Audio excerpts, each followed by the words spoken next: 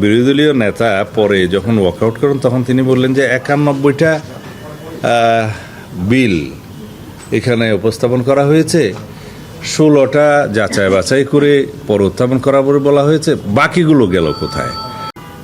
বেশ কয়েকবার জাতীয় সংসদের অধিবেশন থেকে অবশ্যই বিধি মোতাবেক বিরোধী দলীয় মাননীয় নেতা এবং অন্যান্য সদস্যগণ তারা ওয়াকআউট করেছেন বিভিন্ন ইস্যুতে। এটা পার্লামেন্টারি কালচার অনুসারে তারা করতেই পারেন বিধি মোতাবেক।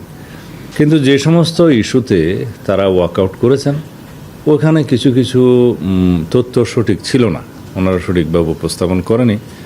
হয়তো তারা সরকারি দলের উপরে বিভিন্ন বিষয়ে দোষ চাপিয়েছেন বলা যায়, এবং ওখানে আবার নির্বাচনের কিছু ইস্যু তুলে এবং অন্যান্য প্রাসঙ্গিক কিছু বক্তব্য তুলে তারা যে কয়েকবার ওয়াকআউট করেছেন সেই বিষয়গুলো আমার মনে হয় যে যৌক্তিক হয়নি। সেই বিষয়গুলো আমরা তাৎক্ষণিকভাবে যতটুকু অ্যাড্রেস করা দরকার পার্লামেন্টে সেইটুকুন আমরা অ্যাড্রেস করেছি। কিন্তু ওনারা যখন বাইরে এসে প্রেসের সাথে কথা বলেছেন তার মধ্যে অনেকগুলো বিষয়ে কথা বলেছেন যেগুলোর বিষয়ে আমাদের এখন বাইরে সেটার আমাদের জবাব দেওয়া প্রয়োজন। তা না হলে আমরা অনেকটা আপনাদের কাছে, মিডিয়ার কাছে, জাতির কাছে আমরা হয়তো আমাদের বিষয়টা পরিষ্কারভাবে তুলে ধরতে পারবো না। সেই জন্য আজকের এই প্রেস ব্রিফিং।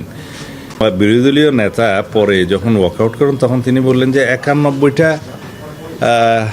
বিল এখানে উপস্থাপন করা হয়েছে, 16টা যাচাই বাছাই করে পরে উত্থাপন করা বলে বলা হয়েছে, বাকিগুলো গেল কোথায়? আইনমন্ত্রী সাহেব ফ্লোরে জবাব দিয়েছেন যে 91টার মধ্যেই কিন্তু বাকি 17টা অন্তর্ভুক্ত।